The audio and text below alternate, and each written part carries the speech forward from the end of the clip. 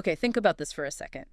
Your last hour, maybe even just the last 30 minutes at work. How many times did something pull you away? A notification, that email chime, or just that itch to quickly check something online. It really does feel like the default now, doesn't it? This Yeah. constant buzz of distraction. Exactly. We're all running around super busy, ticking boxes. But are we actually, doing anything truly meaningful with all that frantic energy? Well, that's right at the heart of what we're diving into today. Hmm. We're digging into Cal Newport's book, Deep Work, Mastering Focus in a Distracted World. Right. And it's more than just tips. It's like a wake-up call. Yeah. It really lays out how to do that focused, completely absorbed work that actually pushes your life and your career forward. The kind that makes a real difference. Yeah, the kind that separates the people just reacting to emails from the ones, building something significant. So Cal Newport has this definition, right?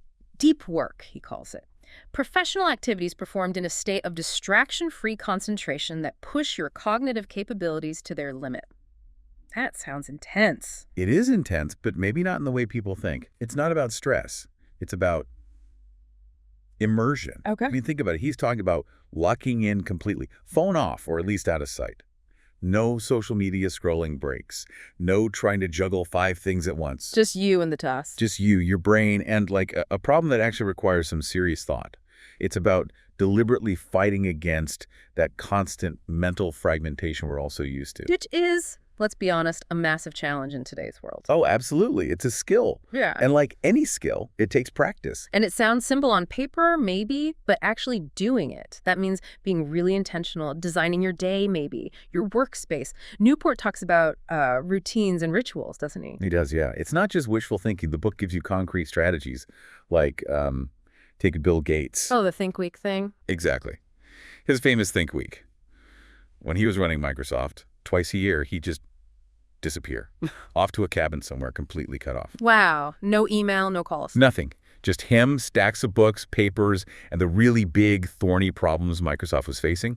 And apparently some huge breakthroughs, like the whole strategy around Internet Explorer, came out of those focused weeks. So he wasn't winning by just being busy or checking email faster? Not at all. Yeah. He won because he fiercely guarded his ability to think without interruption, to go deep. Yeah. That's a really stark contrast to how most of us probably operate day to day. Our work often feels much more Shallow. Yeah, shallow. That's the word Newport uses. Right. It's a really crucial distinction he makes. Shallow work is basically all that other stuff. The stuff that doesn't demand intense brain power. Like, endlessly clearing your inbox, hopping on quick calls that don't decide much, rearranging your schedule, scrolling through LinkedIn. the things that make you feel busy. Exactly. They keep you occupied. They give you that illusion of productivity, but they rarely move the needle on the stuff that actually matters long term. Okay, so that's shallow work. Busy work, essentially. What about the flip side? What does deep work look like in practice then? Deep work is the opposite end of the spectrum. It's maybe that intense writing session where you're really crafting a complex argument or report. Or coding. Or coding, yeah. Spending hours getting a difficult piece of code just right. Or maybe it's developing a completely new business strategy, laying out the plan. Or even just, finally sitting down and finishing that challenging book you started. Got it. The hard stuff that requires real focus. Precisely. And here's the key difference. Shallow work keeps you busy, sure. But deep work, that's what makes you valuable. It's where the real breakthroughs happen, the skills get honed, the actual significant contributions are made. It makes perfect sense when you lay it out like that. But, we know this, right? Yet actually doing it consistently. In a world basically built on instant clicks and constant updates. That's the really hard part. It is incredibly challenging. It's so easy, even when you know better, to just slip back into that reactive mode. Checking things, responding instantly. Let's face it, most people will probably keep scrolling, keep reactive. You're talking about how slammed they are. Right, and they'll completely miss out on this power that comes from real, sustained focus. So maybe this is the moment to ask yourself, listening right now, are you willing to make a change? To consciously decide to stop being just busy and start being truly deep? It's a direct challenge. It is. And here's something concrete. Try picking just one task today.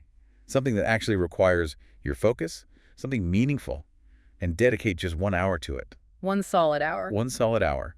Phone off or in another room. Close all those extra browser tabs. Shut down the email client. Tell the world, and maybe more importantly, tell yourself, not now, just for that hour. Because honestly, in this incredibly noisy world we live in, the ability to focus, that really is like having a superpower. And if you start to cultivate it, start to practice deep work, it can genuinely make you unstoppable. Yeah, and it connects back to something Cal Newport says that really sticks with me. Clarity plus focus beats hustle every time. Clarity and focus, not just frantic activity. Exactly. It's about protecting your mind, protecting your attention, choosing to do the deep work. That's how you build something that lasts, something impactful, while, everyone is just scrolling through the feed.